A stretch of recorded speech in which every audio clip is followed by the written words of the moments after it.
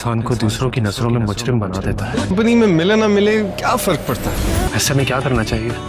तो मेरे सारे अंदाजे ना बिल्कुल दुरुस्त निकले। ज्यादती की है, इसके गम का मरहम बन जाओ। वो लड़का आरम, वो तुम्हें बेवकूफ बना रहा है। ये शख्स मेरे बाप का कातिल है। मैं अरहम के खिलाफ किसी किस्म की कोई बात इंसल्ट बर्दाश्त नहीं करती। जब आपको आपका जायज हक भी मांगने से ना मिले ना, इसका अंजाम तक पहुंचना बहुत जरूरी है। तो उसे छीन लेना चाहिए।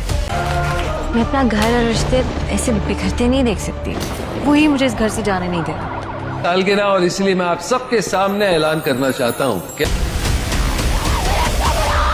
आज से मेरी वारिस उमामा है। जिस शख्स की वजह से मेरे साथ इस घर में गैरों वाला सलूक हो रहा है, मेरे लिए ये बहुत अहम है कि हम सब एक साथ रहें जुड़ के। कि नहीं, अभी इस घर को जरूरत है हमारी।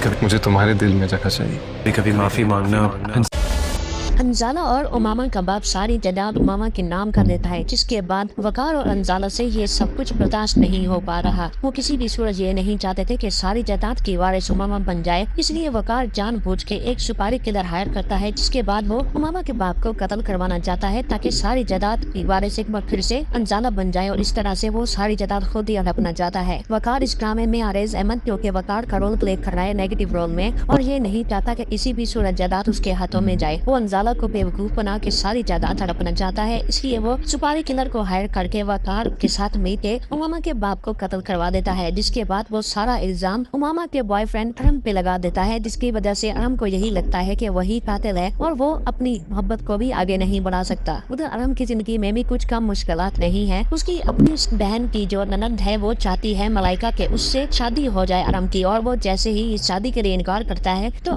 अरम की बहन को भी धक्के मार के घर से निकालने की धमकी दी जाती है ताकि वो उसकी बहन से शादी कर सके। अरम के बहनोई नहीं चाहता कि उसकी बहन के साथ शादी ना हो पाए, इस वजह